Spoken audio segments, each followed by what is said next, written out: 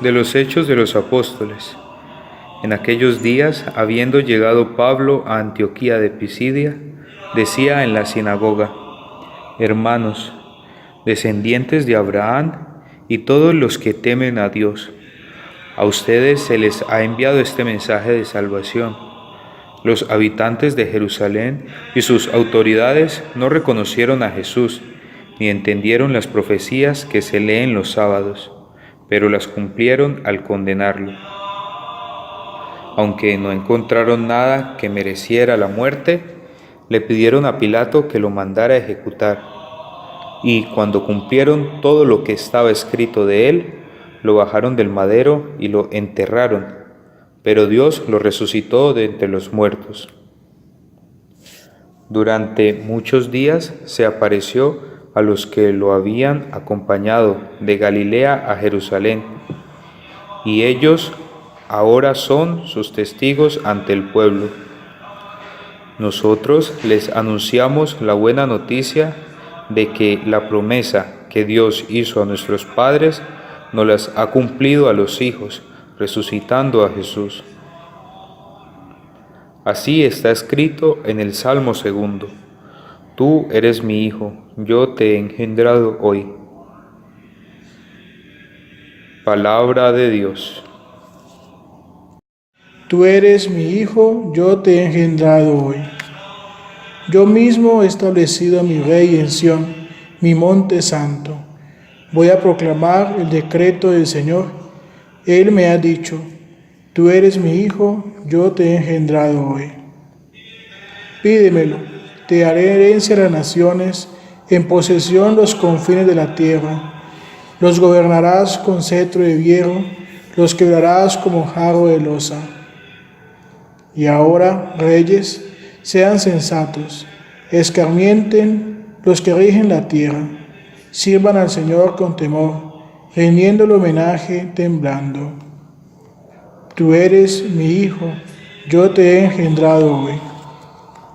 Del Santo Evangelio según San Juan. En aquel tiempo dijo Jesús a sus discípulos: no se turbe su corazón, crean en Dios y crean también en mí. En la casa de mi Padre hay muchas moradas, si no, se los habría dicho, porque me voy a prepararles un lugar. Cuando vaya y les prepare un lugar, volveré y los llevaré conmigo, para que donde estoy yo estén también ustedes, y a donde yo voy ya saben el camino. Tomás le dice: Señor, no sabemos a dónde vas. ¿Cómo podemos saber el camino? Jesús le responde: yo soy el camino, la verdad y la vida. Nadie va al Padre sino por mí. Palabra del Señor. Pablo, en la sinagoga de Antioquía de Pisidia, quiso enfatizar la alianza de Dios con Israel. Y esa la llevó en todo su discurso hasta culminar en Cristo. Y cómo la historia de Cristo termina en la resurrección. Y allí comienza a gestarse el nuevo pueblo de Dios en los que aceptan a Jesús como la nueva alianza y eterna. Este es entonces todo el centro del mensaje y afirma que si hay resurrección, existe vida después de la muerte. Y en ello marca el derrotero de la vida de los creyentes en Jesucristo.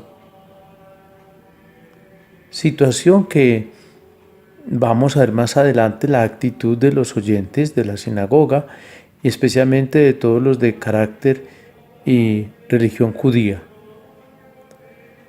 Entonces, por eso cuando se habla que en Jesús comienza la nueva vida, tenemos que entender que para el cristiano la vida no termina con la muerte.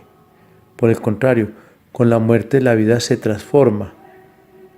Así lo va a recitar el primer prefacio de Difuntos. La vida de los que creemos en Cristo no termina, sino que se transforma. y al deshacer esta morada terrena adquirimos una mansión eterna en el cielo.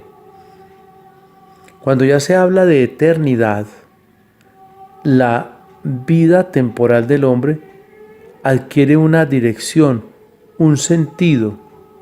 Por eso entonces se va a hablar de un camino y de una aspiración a la eternidad. Juan va a concretarnos en el discurso de la última cena cómo Jesús pide a sus discípulos no tener miedo y creer en Él y creer en el Padre. Y advierte precisamente en esa situación ya de partida que Él va a la casa del Padre donde hay muchas moradas y va a preparar para cada uno de sus discípulos una morada. En los discípulos puede haber un cierto temor, pero entonces Jesús invita a que se vea una actitud de alegría, una fe alegre. ¿Por qué? Porque Él regresará cuando tenga la morada preparada. Entonces, por lo tanto, hay una vida que hay que caminarla en Jesús. Aunque Él mismo se afirma, yo soy la vida, yo soy el camino, yo soy la verdad. Él utiliza pues esta metáfora del camino para expresar que la vida cristiana tiene que ser dinámica. La fe no es estática. La fe evoluciona en el encuentro cotidiano con el Señor. Y hay que estar en una actitud peregrina, dispuestos a la marcha, a caminar hacia el Padre, donde están todas las estancias o moradas, y allí va a habitar el que espera y cree en el Señor. Y entonces Jesús es en verdad en cuanto enseña y revela al Padre, y a ese Padre que es fuente de amor y de misericordia, porque su esencia es el amor. Y Jesús es la vida, precisamente porque Él es el que tiene todo el sentido de esta realidad. La plenitud puede comunicarla por el nuevo nacimiento del agua y del Espíritu, hecho que ya había compartido con Nicodemo al inicio del Evangelio, si podríamos decirlo así, en sus primeros encuentros y discursos con personalidades. Por lo tanto, entonces, la vida del cristiano tiene un sentido, y es conocer, caminar, avanzar en el descubrimiento del rostro del Padre. Y en ello no podemos vivir sin ayuda. Necesitamos la ayuda para mejor vivir, para mejor caminar en ese camino, en esa verdad y en esa vida. Indiscutiblemente que esa ayuda viene dada en la iglesia. Pero aquí hay que entender el sentido de la iglesia. Quien conoce y vive en comunión con Jesús puede vivir sin miedo. Lo más especial, hermanos, es que Jesús viene a darnos a nosotros el sentido de la vida cristiana, y ese sentido nos tiene que llevar a vivir sin miedo. Y entonces Jesús viene a infundir, aún en el momento mismo de iniciar su pasión, la paz en sus seguidores, para que puedan entender y comprender que la vida cristiana está llena de pruebas, porque el camino está lleno de pruebas, y la verdad exige cada día mayor profundidad, mayor estudio, mayor búsqueda de conocerla, y es conocerlo a Él para que Él nos desvele, nos revele el rostro del Padre. Siempre la vida cristiana es así. Llega una crisis, pasa otra.